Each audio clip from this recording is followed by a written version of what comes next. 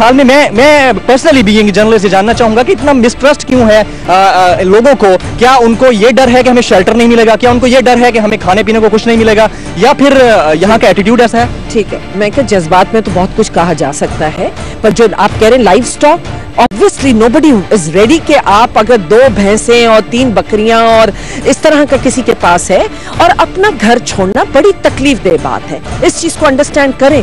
वो ये चाहते हैं जहां बैठे हैं कि यहीं पे ही हमारे लिए इमीडिएटली के हालातों, जो मैं उनको ब्लेम नहीं करती हूँ, लोगों को यकीनन आसान बात नहीं है, लेकिन जब मैं आपसे ये कह रही हूँ कि हमारी कैंप्स में ओवर क्राउडिंग हो रही है, तो don't say again and again mistrust. It is not a mistrust. It is yes, it is difficult for them to leave their house, their places, and to move with the livestock, which उनको ये है कि इतनी भैंसें लेके आगे सफर करेंगे, पता नहीं कहाँ पहुंचेंगे, किस तरह होगा। They can't bring livestock in the camps, obviously. आप यहाँ पे, लेकिन अगर आप देखें, हमने कहीं तो livestock के साथ भी उनको accommodate किया है, लेकिन it is not easy for them कि टेंट सिटी में आप भैंसें और बकरियां तो नहीं अलाउ करेंगे। मिसमैनेजमेंट तो है, मिसमैनेजमेंट तो कहेंगे आप। The kind of disaster it is. It is not humanly possible for anyone, any government, और ये मैं किसी को कह सकती हूँ, और anywhere in, you know, कोई भी established democracies, established systems की बात करें, हमारे पास तो systems ही नहीं थे, हमारे पास जमहूरियत आज आई है। लेकिन क्यों ऐसा है कि 9 दिन तक बिल्कुल जो है खामोशी इख्तियार की गई? आप ये कैसे कह सकते हैं? 13 लाख की आबादी को मैं एक दिन में तो नहीं कर सकती थी ना। आप कह रहे हैं आज, क्या आज हमने सिर्फ 13 लाख आबादी को उनके इश्यूज को कर लिया? No. Yes, it did take some time. Yes, there is a lack of capacity at PDMA and NDMA. Manpower.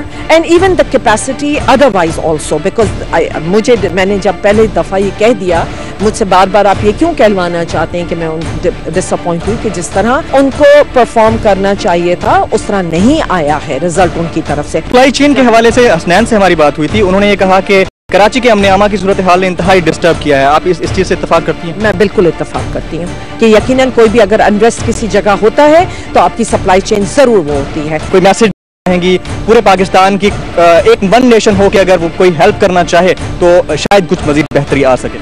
जी, मैं आपके चैनल से जरूर मैसेज देना चाहूंगी। रमजान का महीना भी है, लेकिन उसके अलावा भी हमारी कौम ने हमेशा ये साबित किया है कि वो एक कौम है और वो जिंदा कौम है, और जब भी कोई आफत आती है, चाहे हमारे कितने पॉलिटिकल डिफरेंसेस और डिसएग्रीमेंट्स हों अदरवाइज, बट जब भी कोई ऐसी बात आती है हम इकट्ठे होते हैं और हम मिलकर लोगों की मदद के लिए पहुंचते हैं। मैं लोगों से अपील भी करती हूँ, लेकिन मैं कहूंगी कि इसके ऊपर कोई अपनी सियासत ना चमकाए। नाज़रीन, स्पीकर कौमी असेंबली डॉक्टर फहमीदा मिर्जा हमारे साथ मौजूद रहीं, उन्होंने हमसे गुफ्तगू की, आपका बहुत बहुत शुक्रिया करेंगे। Thank you so much. जब भी कोई नागहानी आफत आई है इस मुल्क पर, पूरी कौम ने एक होकर, तमाम अफराद ने मिलकर अपने जो मुसीबत में फंसे हुए अफराद हैं, लोग हैं या चाहने वाले हैं, प्यारे हैं, उनकी मदद की है।